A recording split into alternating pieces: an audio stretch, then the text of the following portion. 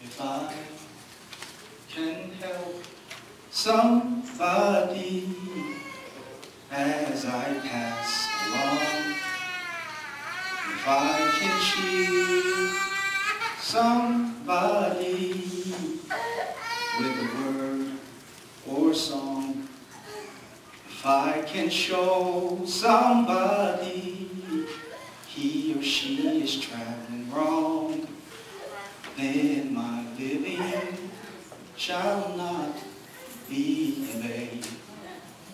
If I can help somebody as I pass along, if I can cheer somebody with a word or song, if I can show somebody he is traveling wrong, then my living shall not be in vain. Then my living shall not be in vain. Then my living shall not be in vain. If I can help somebody as I pass along, then my living shall not be in vain. This is our Mayor, Elizabeth Tisdale. Thank you very much, and thank you all for being here. I want you to know why this is so important to me and why it's so important to me that all of you are here today. After each homicide, I go door to door in the neighborhood where the homicide occurred, and I talk to the neighbors about what we can do to make their neighborhood safer. But at the end of it, I said to a little boy, maybe 10 years old, who had sat through this whole conversation I had with his mother, I said to him, "I'm your mayor too. Is there anything you have to say to me?" And he said, "Yes, I'm afraid to go outside and play." And that is in Evanston, Illinois, right across from the high school. And I very much wanted to pat him on his head and say, "Oh, don't be silly, you're perfectly safe." But he was right. A murder had just taken place on his street.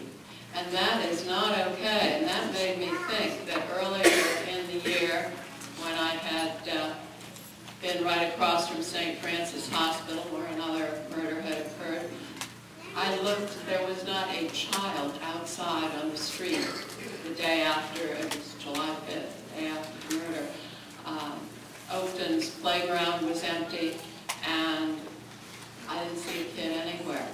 So we not only have a problem with homicides in this community that are tragedies for the children who are killed and the young men, and tragedies for the perpetrators and their families, but these are tragedies that spread throughout neighborhoods where our children become afraid to go outside and play. You know, it's going to take a lot for us to come together. So I think Minister Scott said it. We need our churches, we need our sororities, we need all of our social service agencies and everybody to come together and sit at the table. Because we have to first get everybody to the table before we can begin to talk about working together. We're trying to do that. Hopefully we'll get it done and begin to make a difference, because we cannot afford to lose any more of our children. And I certainly want to commend moms and Saving Our Sons for putting this together today, because we've got to get the word out. Nobody's going to do this for us but us. I'm Rich Eddington. I'm your police chief. I'm very inspired what the speakers on the stage had to say today, and I hope we can take that motivation and hone it into a solution for Evanston, because I was very motivated by what they said about be humble, get together, and find a solution. Thank you very much. If you want to be successful, the first thing before making good decisions, you got to stop making bad decisions.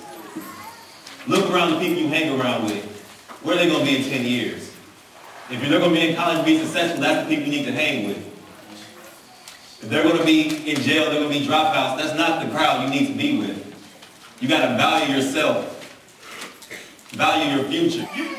You can transform this community. But what I've learned is what you can do is different from what you will do. And those who are great are those who have moved from I can to I will. And I think we've come today to say, we want to move you from I can to I will. So we're not here for everybody, but we're here for somebody. What you guys don't know is that this sports world, entertainment world is all an illusion. You think, 80%, 90% of these dudes are fictional thugs. Fictional.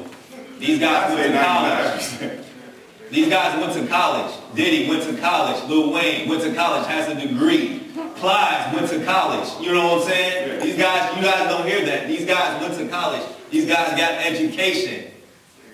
And they're telling you to sell drugs. These guys have degrees. You know what I'm saying?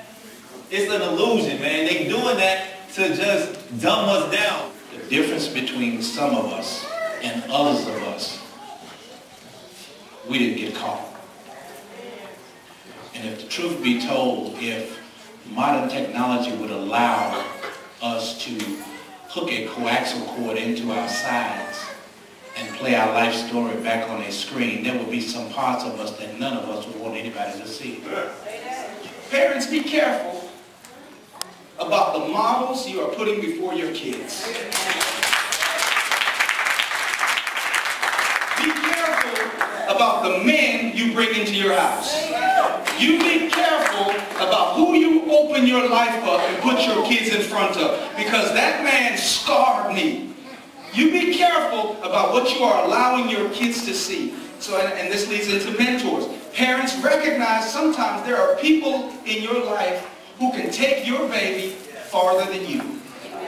There are some people in your life who can take your baby further than you. Everybody has problems and issues, you know what I mean? And it's just the silence that kills us, because everybody's going through the same stuff. It's the silence that kills us. And we need to come together. We need to open up. We need to express these things, you know what I mean, so we can get through them. Someone wants to be, an athlete. They want to be this, they want to be that, but they don't want to do the work. And the work is outside. Me and my brother, our school started at 7:30 back then. We were there at 6 o'clock lifting weights. We were there to make sure we had our homework done. We were honor roll students in high school. All through college, every semester in college, both of us on the honor roll. This football thing can go here and it can be going tomorrow. I'm 25, and it might be the end, and I have a whole life ahead of me. It's not the end all, be all, end all. There's so many more opportunities. There's so many things more valuable than running a ball, shooting a basketball. That's what's wrong sometimes with some of us. We get our self-worth, and that happens to me too, on what we do on TV or how many yards we get, instead of how many degrees I have, how many A's I have. What am I doing to help somebody younger than me? What can I do to influence a younger generation?